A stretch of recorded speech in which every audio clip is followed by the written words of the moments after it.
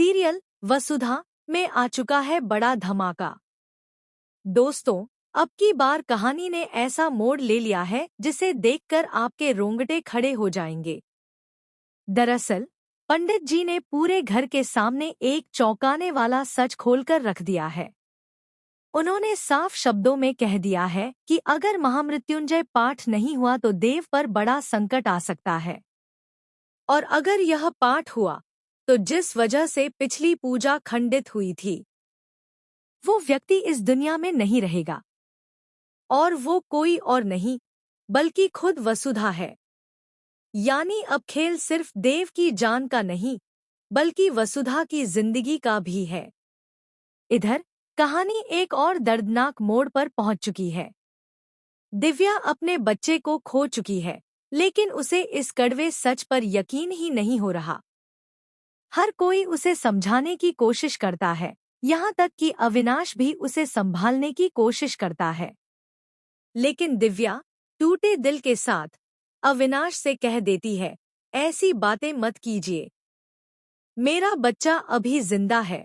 उसकी आंखों का वो दर्द और हकीकत से भागना हर किसी के दिल को झकझोर देता है।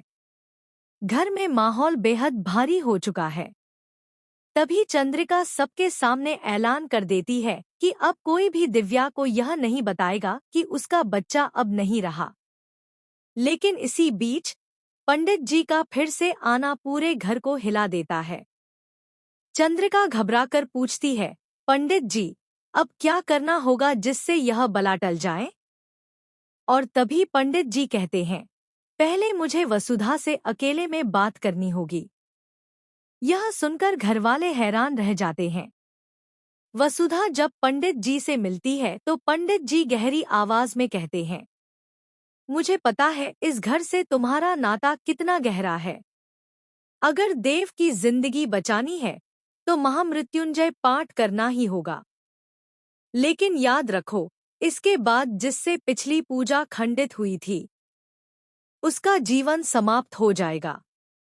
और वो हो तुम। यह सुनते ही वसुधा की रूह कांप उठती है। लेकिन वसुधा वह बहादुर और त्याग की देवी बनकर कह देती है, मुझे अपनी जान की परवाह नहीं। अगर मेरी कुर्बानी से देव और इस घर को बचाया जा सकता है तो मैं हर हाल में पाठ करूंगी। पर असली झटका तब लगता है जब देव वसुधा की सारी बातें सुन लेता है। देव गुस्से और दर्द से भरकर कहता है, नहीं वसु, यह पूजा तुम नहीं करोगी। मैं तुम्हें कुछ होने नहीं दूंगा। और अब कहानी यहाँ आकर रुक जाती है एक खतर